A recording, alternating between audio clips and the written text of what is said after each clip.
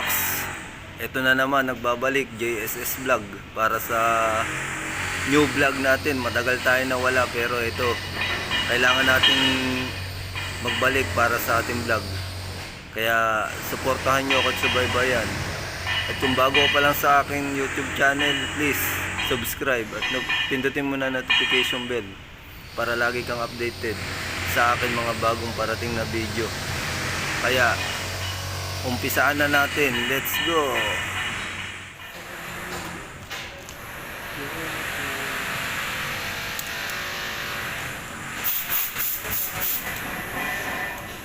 Good morning.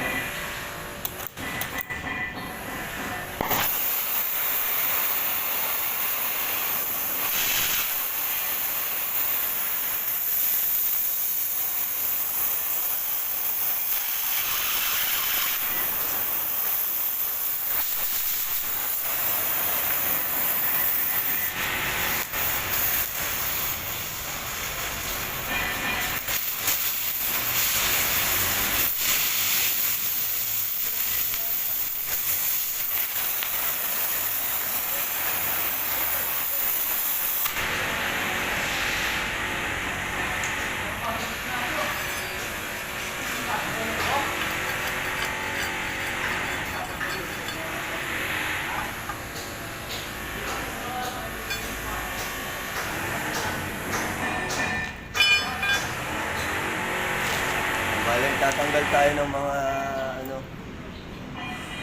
itong mga hindi na kailangan naman na dito na nakalagay sa mga flooring natin. Kailangan natin tanggalin to kasi baka makatisod pa ng tao, maka-aksidente. Kailangan natin matanggal. Kaya tinanggal na natin. Nagkaroon pala tayo ng balance. Yan. Kailangan natin tanggalin sa yung pa. Meron pa doon. Kailangan natin tanggalin. Yan, medyo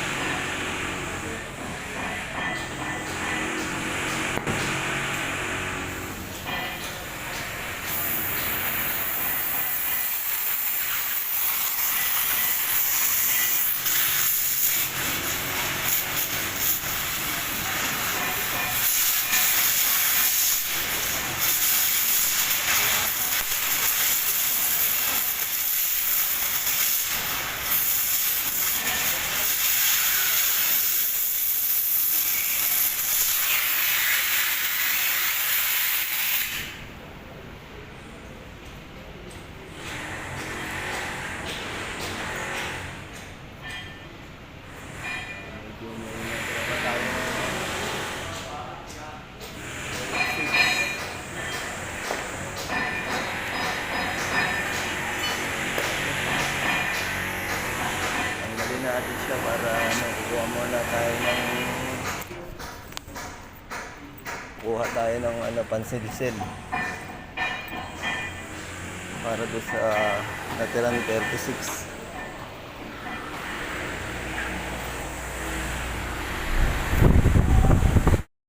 Tayo sa site ngayon para magkating tayo. Ito, kakatingin natin to kasi hindi pwede hindi natin kakatingin to kasi wala na tong bilang dito sa ginagawa natin. Ito lang yung mga ginamit ng mga steelman nung nagkabit sila ng mga bakal dito sa column. Ayan, yung column natin, kinabitan nila yan. Bale, naiwan. Siyempre nakabaon. Ngayon kakatingin natin yan. Gagamitin natin tong ating pangkating. So kakatingin natin yan. Nandito tayo ngayon sa site. Ayan, pakikita ko sa inyo yung area. Ito yung dating unang vlog ko na sa Genesis. Yan, yung wala pang ka forma-forma yung building. Ngayon ito, nandito tayo sa basement. Ito yung basement. Ayan. Ayan din. Puro scaffold, soaring jack kasi may ano na tayo, may ground floor. Ayan. Nakatukod yung mga ano natin, soaring jack. Saka mga ano natin, scaffold. Ito yung mission natin, magka-cutting ngayon tayo ng mga nakalubog sa flooring na mga dowels. Yan, para iwas aksidente rin sa mga naglalakad. Kaya tatanggalin natin yan. Na tayo mag-cutting mga kabox, kaya let's go.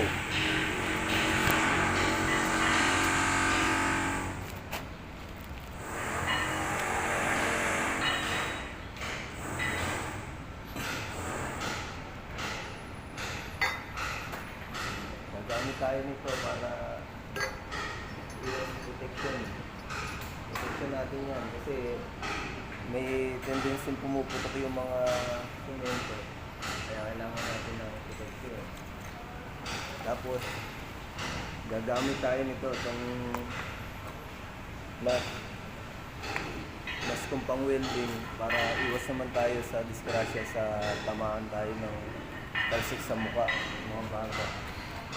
So, isa na natin mag-cutting. Ayan.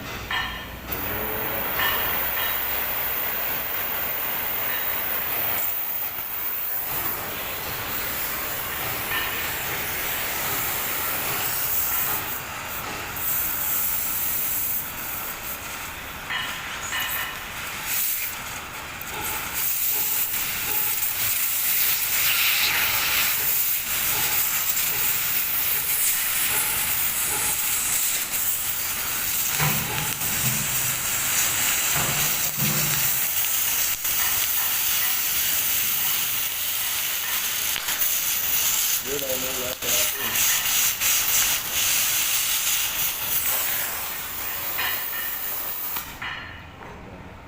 Bali, unti-unti lang muna natin kasi para ano natin.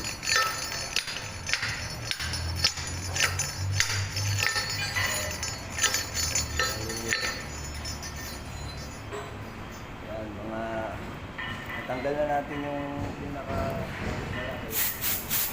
May natira pa siya, kaya matagalin natin.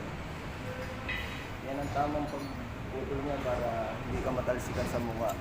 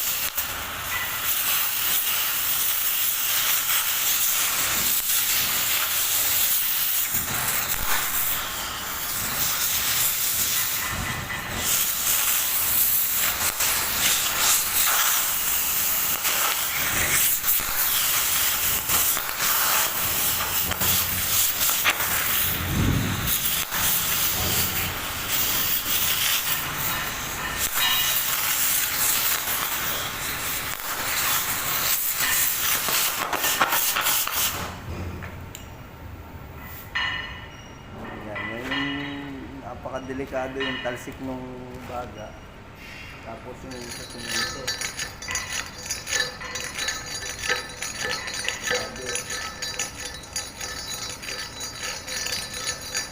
Ang iwasan natin, kaya gumagamit tayo ng protection.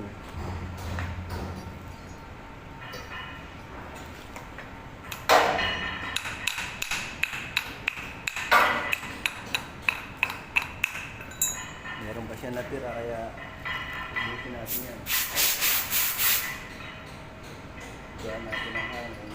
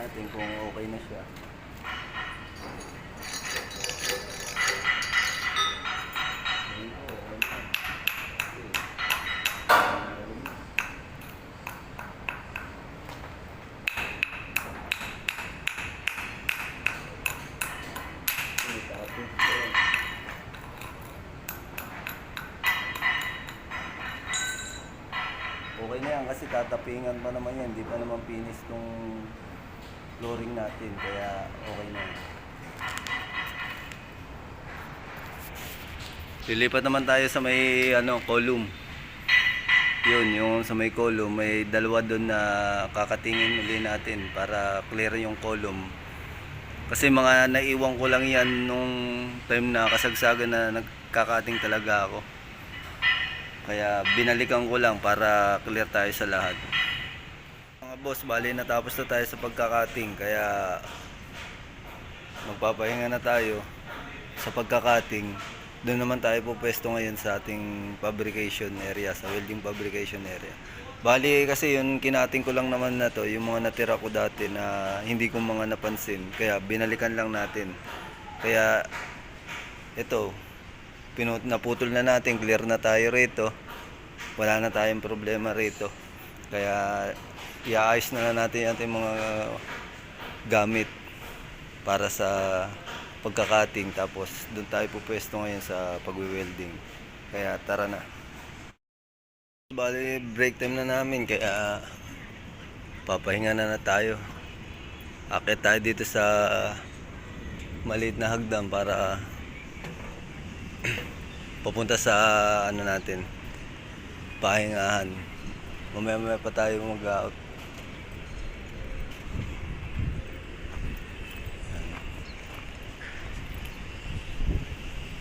Yan, ito yung namin, yung site.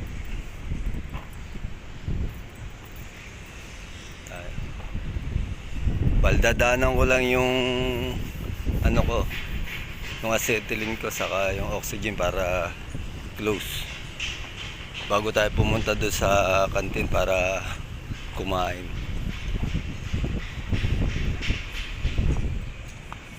Natin to.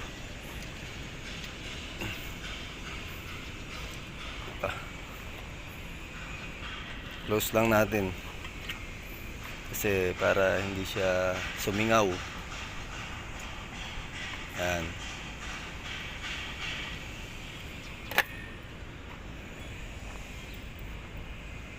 Takpan natin para walang panakit.